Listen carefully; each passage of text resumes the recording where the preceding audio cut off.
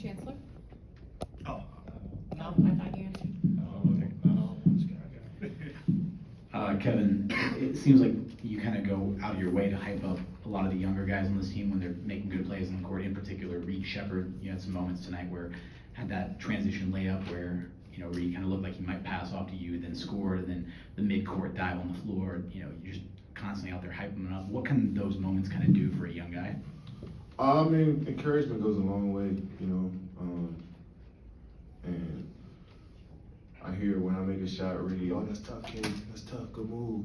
You know, that just gives me energy, you know, so just try to reciprocate and be a good teammate, encourage when I see it, and because we always look to correct and we always want to solve solutions, but sometimes we lack in the encouragement department as athletes. So just try to do my best to encourage all my guys, especially Reed. He made some big plays for us. Kevin, last week when we were in San Antonio, I asked you about the way that teams were guarding you, and you said that, you know, that's an opportunity for your teammates to be more aggressive and they don't always have to get you the ball. And now we've seen over these last two games where, you know, like tonight, Jabari had points, Reed had points, Albie had points. Are you starting to see the difference in that now from last week and this week? Yeah, for sure. I mean, I think this might, I don't know how many games this is, but it has 6 in double figures. I feel like we done did that a couple times. And to have 26 assists, 6 turnovers, like, it shows we're moving the basketball and playing through each other. So 19 shots, 16 shots, 13, 17 shots, 9 shots, all in the guys in the first unit. You know, that's a good mixture of distribution of shots right there. So, you know, and then later in the game, they loosen the defense up so I can get some shots off, you know. So it's a team effort if we want to score as many points as we did tonight. And we got to continue to rely on one another if we want to keep this up.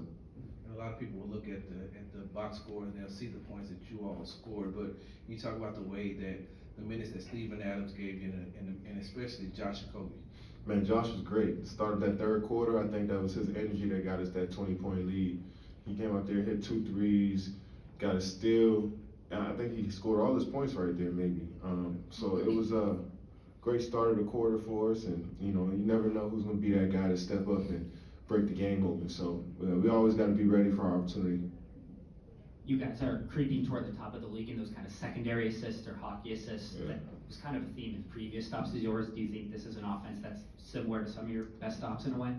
I mean, when teams, you know, trap heavily and double team heavily, I'm not going to get the assist most of the time. You know, it's usually going to be the guy that I'm outletting to that's going to get that pass. So, you know, 2 passes, 2 assists, you know, that's good movement, good offense. So, I never want to be the guy that, you know, we look up, we got 30 assists and one guy got 18 of them. I think when we all have 5, 6, 4, 3 assists, that shows that we're moving the ball and playing off of each other. So most of the time I'm not gonna get the stats, you know, if I'm getting doubled and trapped. So I just gotta trust my teammates, and guys came through. When you have guys break all over you and trying to get a hand in your face when you're shooting a jumper, do you even see them, or are you so focused on the basket that you don't even notice that they're there? I mean, it varies. I mean, sometimes I you know, when I lose focus, I look at my defender and look for a split second, then I look back at the rim and I miss, you know. So I just try to stay conscious of no matter what, keep my eyes on the rim, stick with my fundamentals, and not get too worried about 2 or 3 guys contesting. So it tests my focus for sure. But, you know, I try to stay conscious of just always staring at the rim. You guys are constantly turning defense into offense, and you've got not just your guards, but Albie had 3 steals tonight. How much does that kind of help take some of the burden off of you to always, you know, get stuff going in half-court situations? Yeah, I mean, the great teams got multiple attacks. They can score in a half-court transition, offensive rebounding.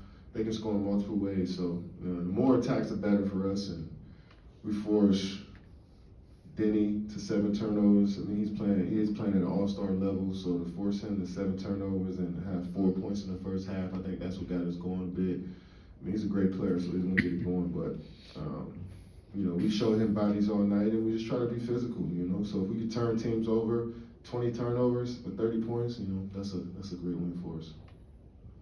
Kevin, it seems like more teams will go zone against you guys at some point, and there was a play where they had you at the nail and you were able to find, I think it was Steven, Yeah.